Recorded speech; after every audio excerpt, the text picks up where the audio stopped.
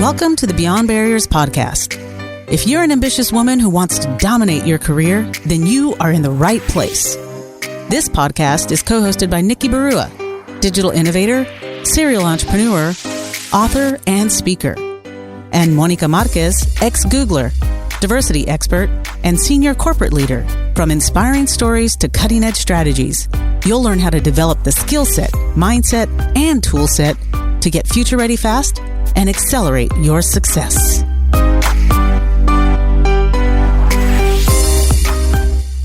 Hi, welcome to the Beyond Barriers Habits and Hacks Show. Do you have clarity on what makes you valuable? Do you know which skill sets and competencies are currently in demand in the marketplace?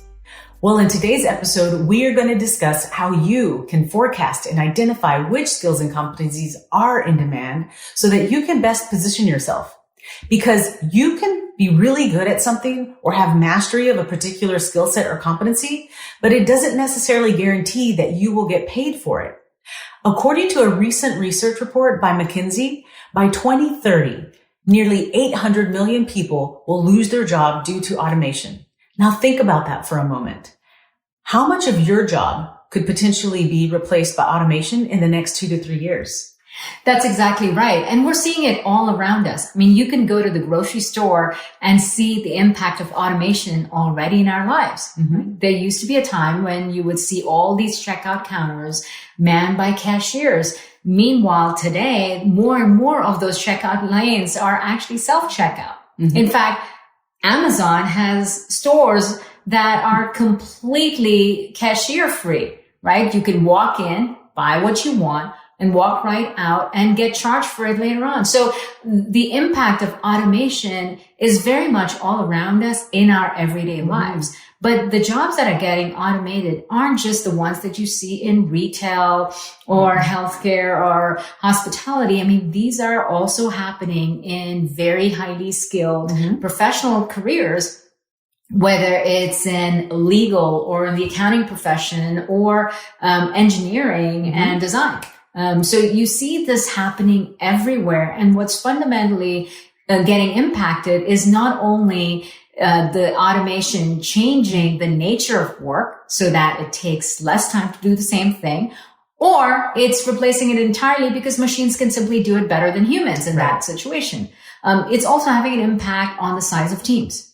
What used to take a lot of people to do the same amount of work is now being done by smaller teams or sometimes just one person. So you see the impact of technology on transforming the nature of work and the future of work.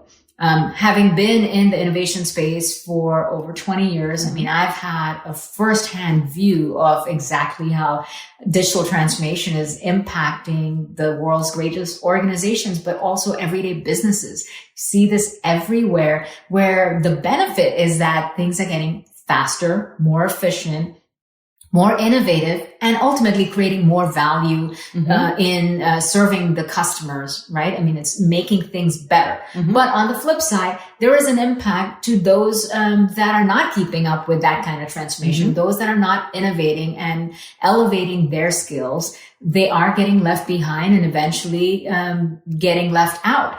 So you really have to think about where is the market headed? How do your skills and competencies match up to that? And also keep in mind that the shelf life of skills is getting shorter and shorter.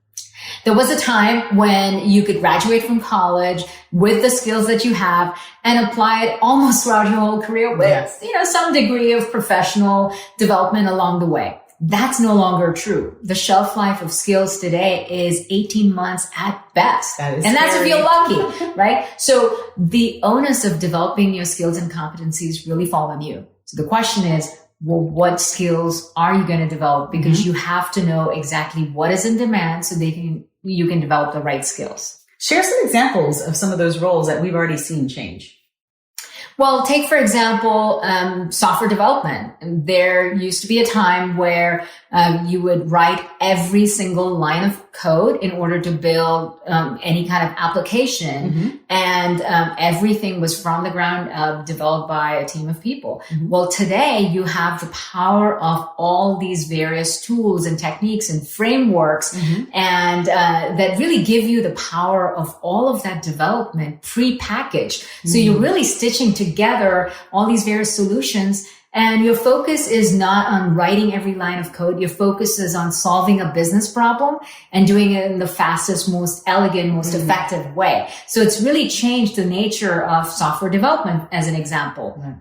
And what that means is you have to go from writing basic code to really thinking about solving business problems with technology. Now, if you go from a very analytical type of job to, let's say, a very creative one, right? You know, maybe you're a designer, creative director, and you know, what formerly used to be thinking of beautiful design to solve business problems with your artistic skills can now be supplemented with so many, again, all these automated tools and intelligent technologies that can do so much of that or bring so much prepackaged solutions to the table. Hey, I'm a self-proclaimed creative designer. I mean, Canva has done wonders. You give me a template, I can create anything you need. Canva is an excellent example, right? Because it has put this horsepower of creativity in the hands of everyday people. You don't need to know anything about design, but you can simply use Canva to create really beautiful things.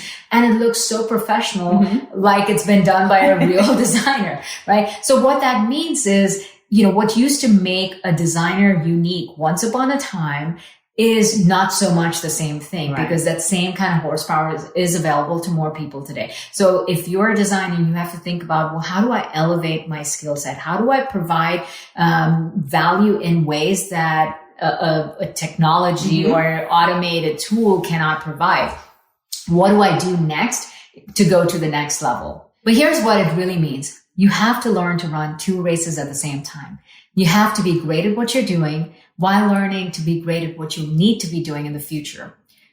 And while that may seem very, very challenging, on the flip side, if you don't take that on, you're going to get left behind. So instead of being able to ride the wave of what's coming, you're going to get crushed by the tsunami of change. So it's in your best interest to not only continue to hone your craft of what you're already great at, but keep an eye on the future and figure out how you can discover what's next, what's going to be more in demand in the future, and start to develop those skills and competencies. So I know you're probably asking, well, how in the world am I supposed to figure all of this out? Yeah.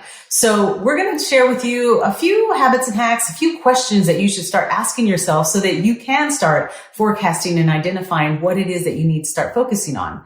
So first and foremost, start thinking about what are the opportunities out there that are growing in your market or your industry. And how do you do that? Well, very simply, tap your friend Google. Start Googling all of the various different job boards and the job descriptions and start reading about what are those competencies that they're looking for. What are those jobs that you're seeing that are more in demand, that you're starting to see more and more of the job descriptions popping up. Reach out to recruiters, especially like on LinkedIn, and start asking them point blank, what are the skill sets and competencies that you and your organizations are starting to look for? Those are very easy ways to kind of start seeing what the trends are and where those skill sets and those things are going.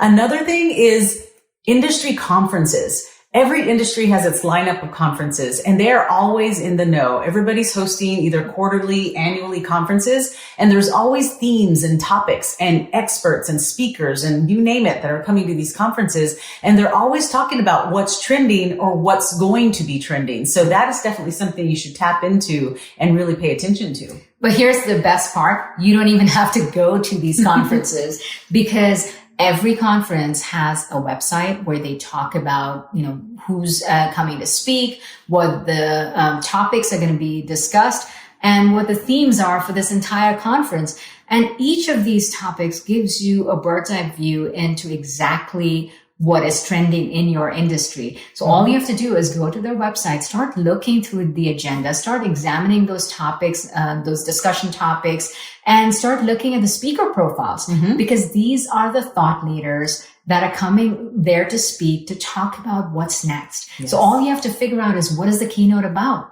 What are some of these experts that are going to be leading some of these discussions? What are the common themes across the board? And you'll get a really great view into what's happening in your industry.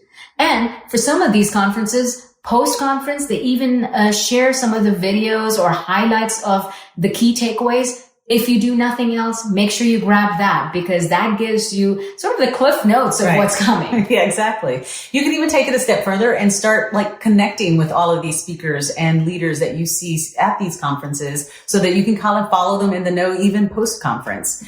And just follow what they're doing on LinkedIn. What are they talking about? What articles are they publishing? And you'll get a really good feeling for, where the market's headed. Exactly. And pay attention to what professional groups they belong to. What are some of the groups and networks that they also belong to? And maybe you should join them and engage in those conversations. LinkedIn has a plethora of professional networks, groups that you could join and kind of follow the topics that are going on. And there's even paid organizations. There are organizations that you can pay memberships for. They usually are very relevant. So the ones you pay for, you get better quality information. You get invited to various conferences. When those events are happening. So, I think in today's world, that kind of professional development is a necessity. Yes. Because the pace at which change is happening, the onus of your own development truly falls on you. You cannot rely on your employer or schools or colleges to keep educating you and keeping you up to date. So you have to figure out, how are you going to educate yourself? And I think being part of a professional organization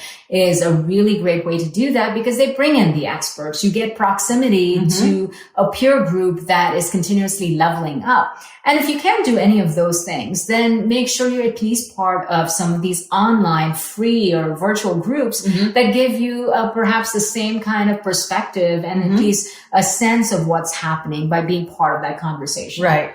But to get the most out of all of these groups, don't just be a passive follower. Be active, engage, pose some of the questions, reach out to them and say, hey, what are you guys thinking about leveling up on? What are the skills that you were upskilling or reskilling? What do you think is going to be the jobs of the future? And that way you'll glean all of that information more quickly than going through and just searching through all the threads and hoping that someone's going to mention something that you're interested in learning. So really think about, what are those themes that you see in industry conferences? What are the things that recruiters and the job descriptions now are looking for? What are those skills and competencies?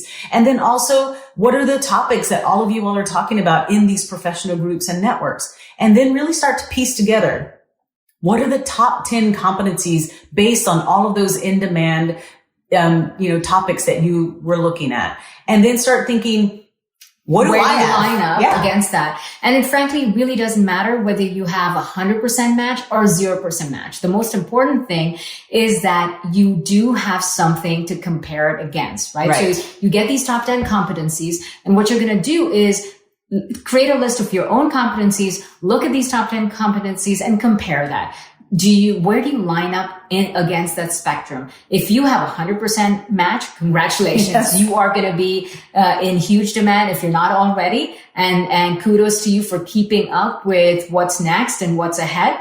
But you want to keep doing that, because that list is going to keep shifting. If you're someone who has somewhat of a match, well, you have something, a foundation to build upon, and look at what's next on that competency list that you could perhaps develop yourself, get more training, get more experience in, and start to grow down that path. You may not be the right match for every single thing on that list, and that's okay too, because as long as you're trending in the right direction, that's the good news.